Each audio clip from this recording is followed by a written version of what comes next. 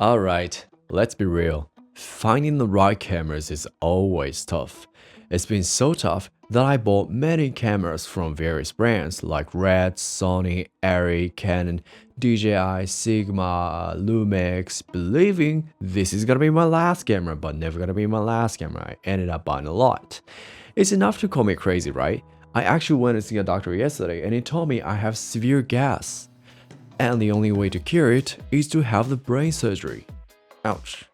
But luckily, I got to meet two greatest cameras that really have satisfied this gearhead who is right now wearing After t-shirt over years. Canon C70 and Sony FX3. These two cameras are really popular, but what is the number one thing you'd ask for in a cinema camera?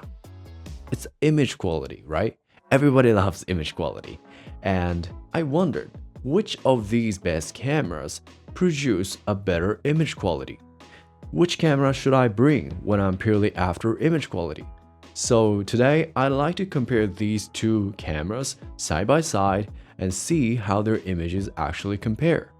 I'm gonna go through all the basic things like resolution, frame rate, dynamic range, latitude, bit depth and noise, as well as rolling shutter, plus subjective things like color science and built-in contrast.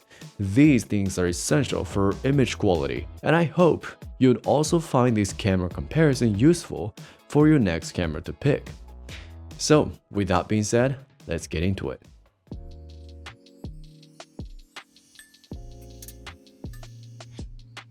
Both cameras shoot 4K, but FX3 has 12 megapixel sensor while C70 has about 9.6 megapixel. Since FX3 downsamples from a higher resolution, its footage ends up looking sharper and more detailed in the full frame field view. Now, some people might say FX3 makes it look extra sharp because of heavy internal digital sharpening. That may be true, but since it's hard to measure objectively, I'll let you decide based on the footage. Either way, FX3 has the edge when it comes to sharpness. If you love slow motion, FX3 gives you more flexibility. It shoots 240 fps in 1080p and 120 fps in 4K, while C70 maxes out at 180 fps in 1080p and 120 fps in 4K. That extra 60 fps might not sound like a huge difference, but once you see it, you'll feel it. Personally, I love that level of ultra slow motion because the slower it gets, the more dramatic and surreal it looks. So if you're after that kind of cinematic feel, FX3 definitely gives you more flexibility. So FX3 wins again. Dynamic range. This is where the game changes. FX3 has a remarkable 15 plus stops of dynamic range. C70 even pushes it to 16 plus stops of dynamic range. This is a side-by-side comparison.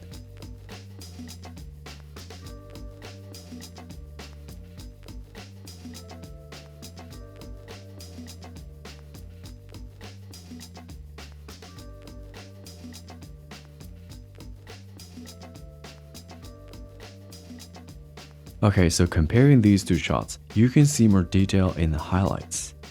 For instance, take a look at the lid of the cup. You can see more texture and information on C70's footage, whereas FX3 looks a little clippy. Now, another interesting thing is that C70 retains saturation in highlight much better compared to the white area on the magazine. You can see more color information and saturation retained in C70, and FX3 looks a little washed out. The same goes for the surface of the table. There's more tonality in C70. So these are the difference in highlight information. On top of that, C70 captures more detail on the tree down there, as opposed to FX3's crushed shadow. Latitude. Latitude refers to how much a camera can tolerate exposure mistakes, whether overexposure or underexposure. It is related but distinct from dynamic range. For example, if you have both camera X and Y and this camera X has more latitude. Even though these two cameras have the same amount of dynamic range, this X camera allows you to push and pull exposure without introducing much noise or color shifts in the image. In other words, camera X is better at recovering exposure before the image quality starts to degrade. Let's start it off from FX3 overexposure. This is the correct exposure. 1 stop over, 2 stops over, and 3 stops over. Very clean. Nice. Now C70. This is the correct exposure. 1 stop over, 2 stops over, and 3 stops over. Both cameras handles overexposure pretty well. It's the underexposure when the difference actually becomes obvious.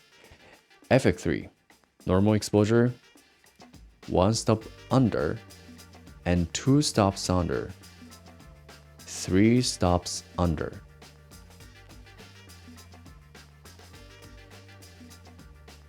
Now C70, this is the normal exposure, 1 stop under, 2 stops under, 3 stops under.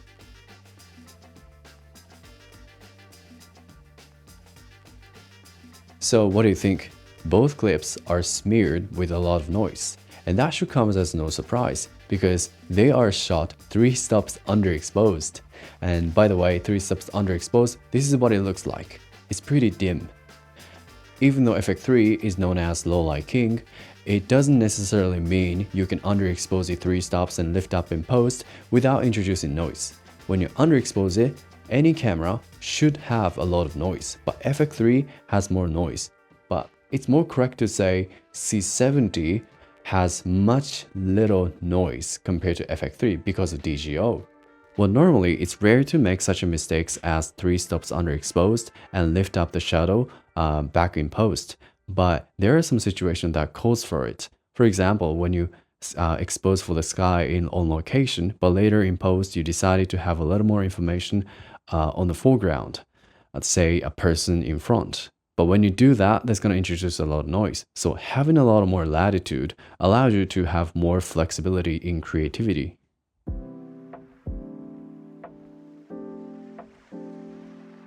Noise is an important factor for image quality.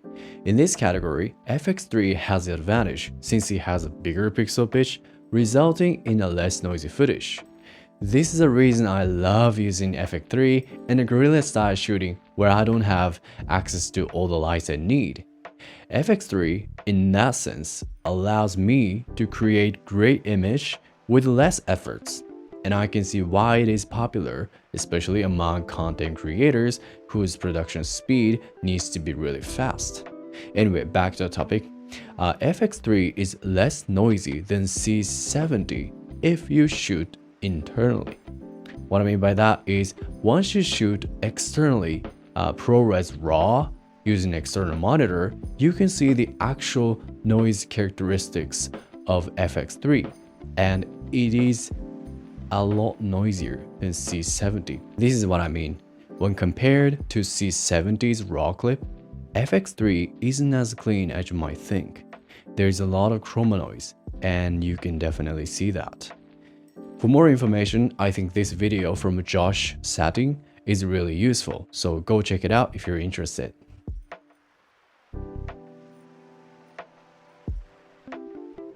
Bit depth, C70 wins again.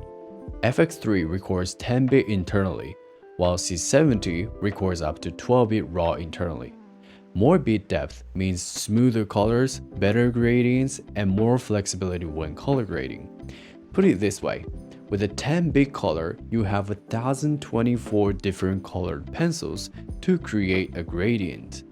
The transitions between colors might not be perfectly smooth because there are gaps between shades. But with a 12-bit color, you get 4 times more, 4096 colored pencils. So this means you can fill in those gaps with much finer shades, making the gradient much smoother and more natural.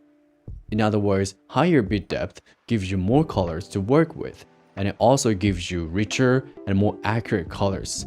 Well, technically, FX3 can output in 16-bit to an external monitor, such as Atomos Ninja, and records in 12-bit. But that's not the camera that records in 12-bit, that's the monitor that does it. So it's fair to say C70, which does it internally, wins. Rolling shutter, FX3 strikes back. FX3 absolutely dominates here. It has a rolling shutter speed of 8.7 millisecond, while C70 with DGO enabled is around 15 millisecond. That means FX3 handles fast motion better, which makes it great for sports, action shots, or quick camera movements. C70 isn't bad, but DGO processing slows it down. When DGO is off, rolling shutter drops to 7.7 millisecond, but you lose some dynamic range, so FX3 takes a win. By the way, if you're an anamorphic shooter, there is something to consider.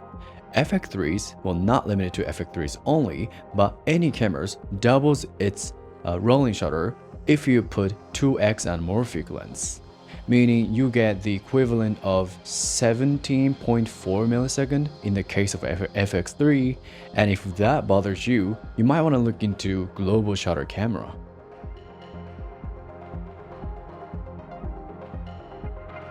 Now, color science is one of the subjective things that is really up to your preference. If you feel the aesthetics of one clip is better than the other, then this clip has a better color science for you. So tell me, which one do you prefer?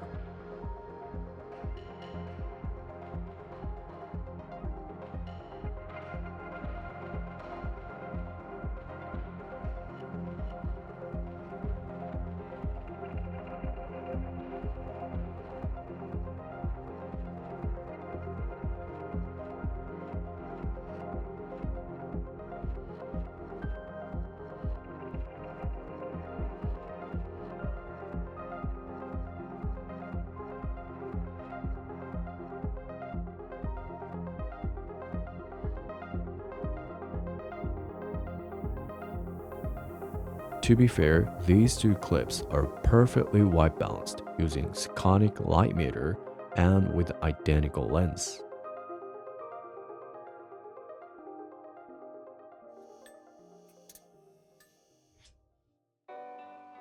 Contrast. This isn't really a spec, but different gamma curves makes contrast look different between cameras. C70's contrast make it easy to create gentle and organic image with its smoother roll-off from the shadow to highlights. FX3's contrast, however, helps you create more dramatic, punchy image with its stronger contrast around the midtone as well as shadow area, somewhat similar to red. I'm not saying you can't make it look dramatic if you don't use FX3, or you can't make it look gentle and organic if you don't use C70. It's just that there is a difference in characteristics. Sony overall tends to have a naturally contrast image, making it easier to create in post, which is actually the reason why the director of Avatar, The Last Airbender, picked Sony Venice. Personally, I prefer Sony FX3's contrasty image because it goes really well with man-made things like cars, buildings, and metallic items, and it gives your footage a powerful vibe as opposed to C70's gentle image. So which camera has a better image quality? FX3 is better at resolution, frame rate, and a rolling shutter, so it's best for sports kind of video, and C70 is superior in dynamic range and latitude and bit depth. So if you're a person who prioritizes more dynamic range and color over resolution, C70 offers a better image quality to you. And if you think more contrast and sharper image contributes to the image quality, then FX3 may be your choice. Well, the best choice I can say is to have both though.